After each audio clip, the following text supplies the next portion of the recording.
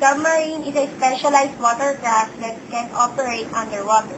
Most major navies employ submarines.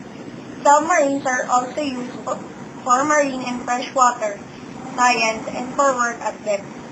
It's great for human divers. Another underwater device for use in underwater exploration and salvage is a diving bell.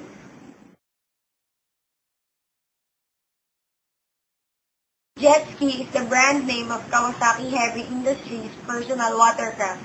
The name, however, is often used as a generic term for personal watercraft.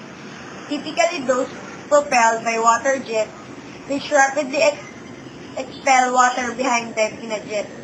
Rather driven by a screw-shaped propeller, through the name can also refer to versions of PWCs known as stand-offs.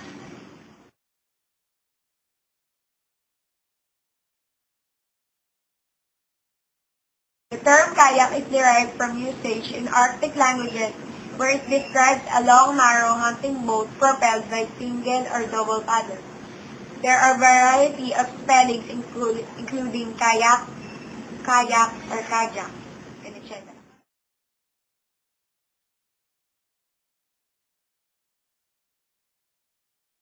A banana boat, often referred to as simply as a banana, is an unpowered recreational boat designed to be pulled by a larger boat.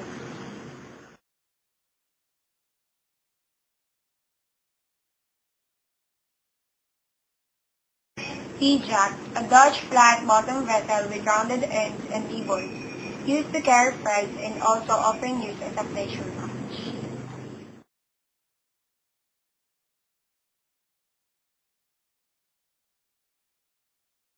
Dory, a small flat-bottomed boat with high sides and great share of the gangway. It usually was used as a fishing boat whose side allows stocking of several boats on the decks of commercial fishing ships.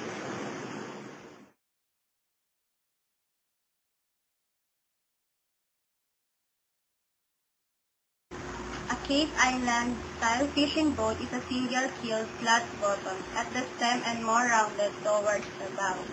This boat has to be strong, stable, safe, and sea kindly. A Cape Island-style boat is famed for its large step up to the bow.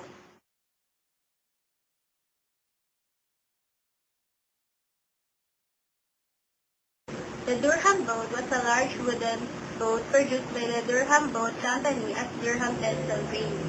They were designed by the company owner Robert Durham to navigate the Delaware River and thus to transport the products produced by the Durham Port.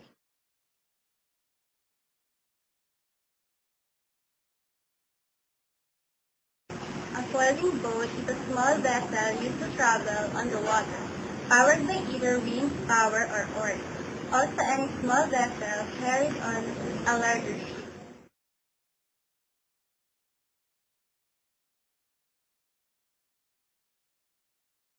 A sampan is a Chinese wooden boat from 12 to 15 feet long. Some sampans include a small shelter on board and may be used as a permanent habitation on inland waters.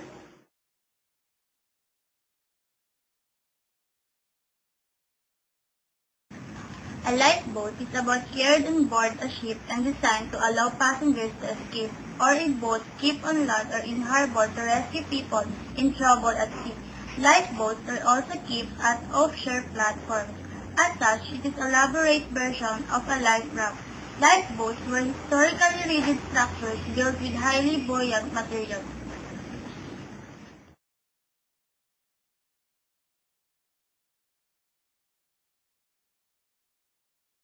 The junk is a Chinese sailing vessel. The English name comes from Malay, gong or jong.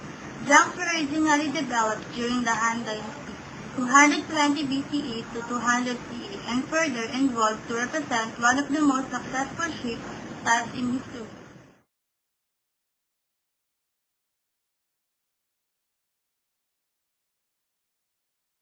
A narrowboat is a boat or small barge used on narrow beam canals in Britain. Modern narrowboats are made about 6 feet 10 inches, about 208 centimeters wide.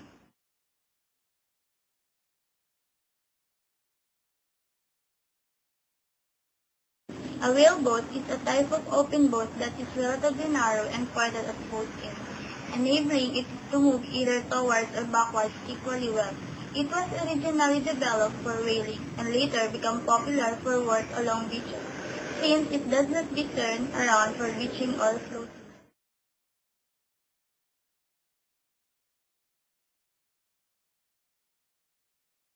Small and light boats pointed at both ends, it is usually propelled by means of paddles, although sails and more recently outboard motors are also used. It is very light and maneuverable.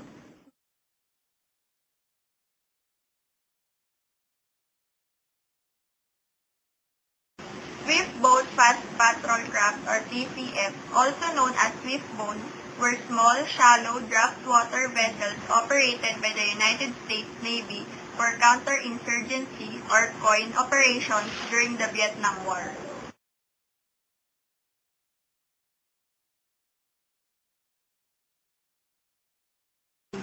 A dinghy is either a small utility boat used to tend a larger boat or a boat developed from these tenders but now used in its own right for form leisure sailing and or rowing.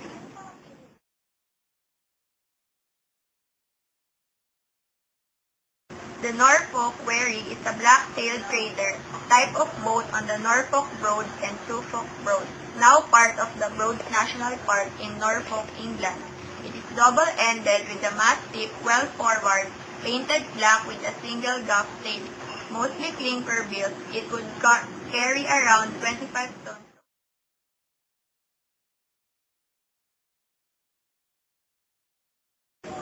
A houseboat is a boat which has been designed or modified to be used primarily as a human dwelling. They are typically unpowered since they are usually moored in a fixed location.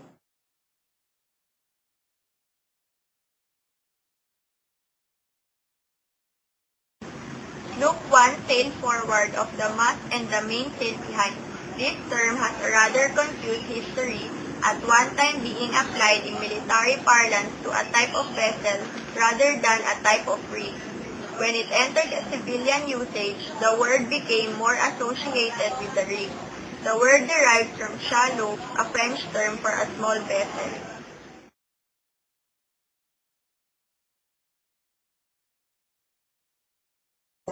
Sailboat.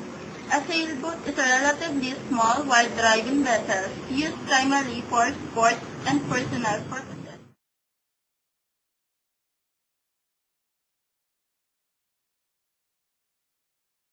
Motorboat. A motorboat, generally speaking, is a vessel other than a sailboat or a personal watercraft, propelled by international combustion engine, driving jet, or a propeller. A speedboat is a small motorboat designed to move quickly, used in races, for pulling water carriers, as patrol boats, and as fast-moving armed attack vessels by the military.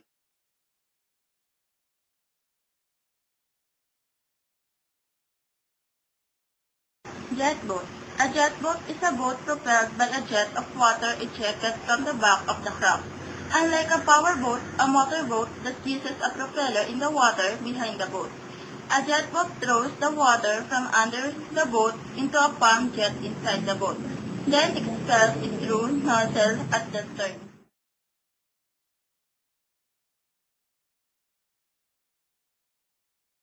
Cruiser. In military terminology, a cruiser is a large warship capable of engaging multiple targets.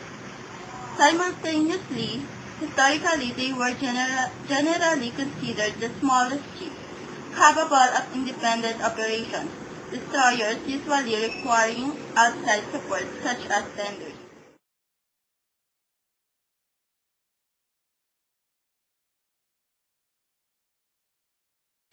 Tryman. A tryman is a multi-hull consisting of main hull and two smaller outrigger hulls. A mast attached to the main hull struts aft.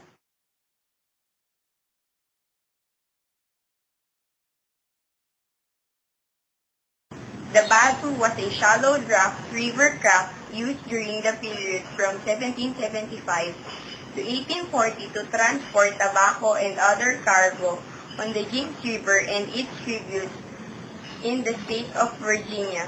It was flat-bottomed and pointed at both ends. The length of the batu varied greatly, 58 feet being a common length. The Go Fast boat is a generic name for the drug smuggling boat of choice in many parts of the world in the 1990s and first year of the 21st century. The name is also more widely used for high-performance craft of the characteristic design.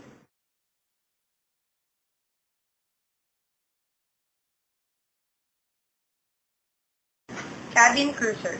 A large motorboat that has a cabin and plumbing and other convenience necessary for living on board. It generally features 2 to 3 sleeping areas, a galley, and a separate head with shower. These boats are used for staying on board for one night to a week or longer.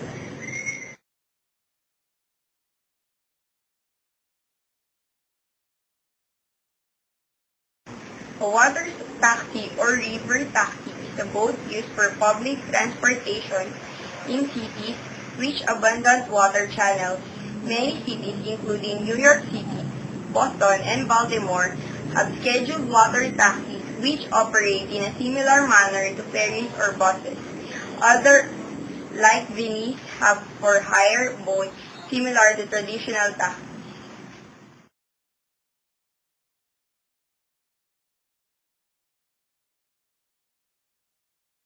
A yacht was originally defined as a light, fast-sailing vessel used to convey important persons. In later parlance, the definition came to mean any vessel other than a dinghy propelled by sail, power or boat, and used for pleasure cruising and or yacht racing.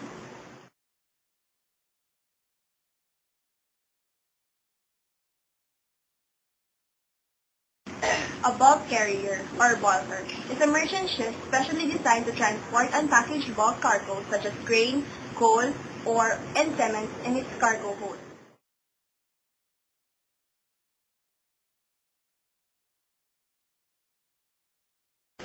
Tanker is a ship designed to transport liquids in bulk. Major types of tank ship include the oil tanker, the mechanical tanker, and gas carrier.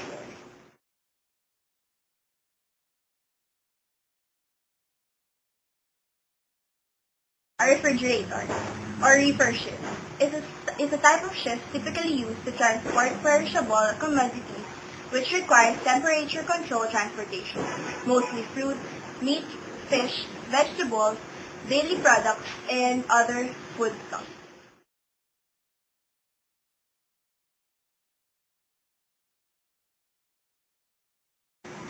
Roll-on or roll-off ships are vessels designed to carry wheels cargo such as automobiles, trucks, semi-trailer trucks, trailers, or railroad cars that are driven on the ship on their own wheels. These are the contrast to low-low vessels which are used a crane to load and unload cargo.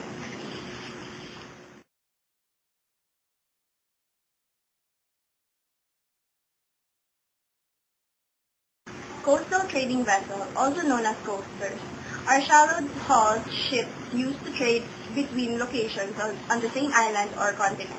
Their shallow hulls means that they can get through reefs where deeper hulls going ships usually cannot.